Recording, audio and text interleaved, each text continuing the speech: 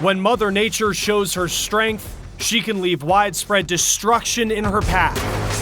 Hurricanes, flooding, wildfires, all disasters that can leave communities reeling for years to come. To start over at 91 is not very much fun. This week we're on Florida's Panhandle. This area was hit hard by Hurricane Michael last year, a Category 5 storm. What should you expect from your elected leaders in government when it comes to the response? Federal funding was extremely slow. What should be done to make sure those impacted by disasters aren't forgotten, especially when the attention in the immediate aftermath fades? Important questions that have our full attention this week. This is The Race. Welcome to The Race. I'm Chris Stewart. Recovering from a natural disaster takes years, and that's why we've come here to Panama City. This is a place that was hit hard by Hurricane Michael last year. It was a Category 5 storm, and you just take a look at this neighborhood, and there is still so much damage. You see those blue tarps. So many roofs still need to be fixed and replaced across this entire area of Florida's Panhandle. So this week, we're going to be taking a look at federal disaster response. It is a long and complicated process, and it is one that the people here know very well. There's been, hundreds of buildings that have had to be demolished and torn down. There are still hundreds to go. You still see blue tarps everywhere. You still see people living in their campers. There's neighborhoods in the Panhandle here that it's as bad today as it was the first week after the storm. Tell us a little bit about where we're standing right now. This is the worship center of City Church. It's been gutted. This is typically where we do our Sunday services, and it's the nucleus of life for our community. How much more work needs to be done to even get close to fully recovering from the storm? I don't hear anyone even use that terminology. Yeah. No one uses the terminology fully recovered because life has changed. Being in it, what takes so long to get back to some sense of normalcy? Anything that you want to do in the community, so many of the services are no longer there. Businesses are no longer open. If they are open, they are swamped. And then you combine that. Federal funding was extremely slow. That was a real source of frustration and a real source of disappointment for the people. And then, so many of the insurance companies have been extremely slow in the process. I mean, you hear it all the time, people that still have not received the first cent from their insurance company, and so they're stuck. How do you keep the attention on Hurricane Michael, or is it difficult to do that? That's probably been the single greatest emotional hurdle for the community to get over.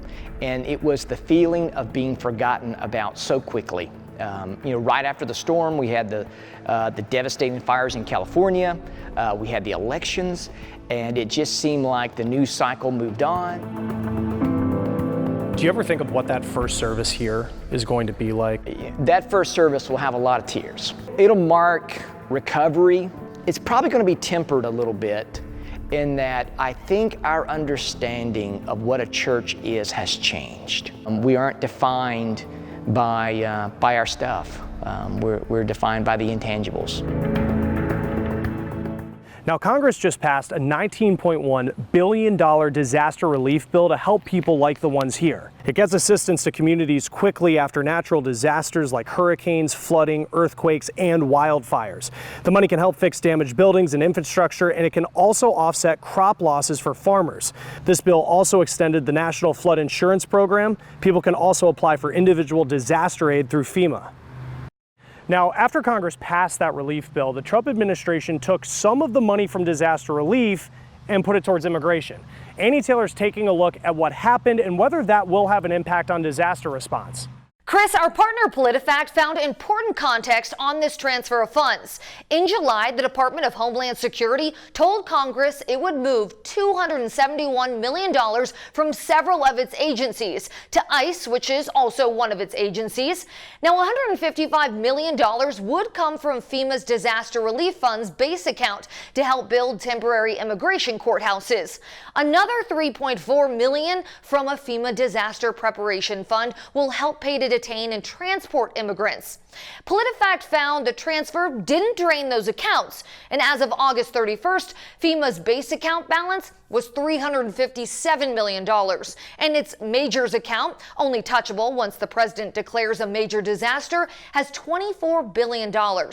So, does the money transfer make FEMA less able to respond to disasters? On September 1st, Homeland Security said no, but critics argue this put a lot of people at risk. But the move isn't unprecedented. President Trump and former President Obama have made moves like this before. I'm Annie Taylor for The Race.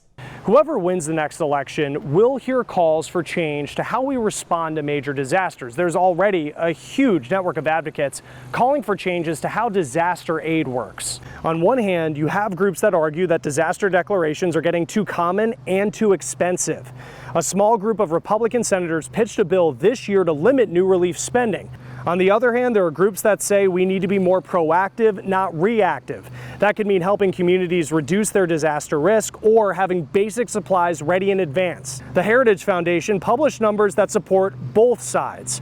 It says that since 1988, the number of disaster declarations has exploded from 16 in that first year to an average of 131 today. Heritage also reports those declarations have gotten a lot more expensive and that a bigger chunk of the money is going to non-disaster related programs. More in The Race from Panama City next.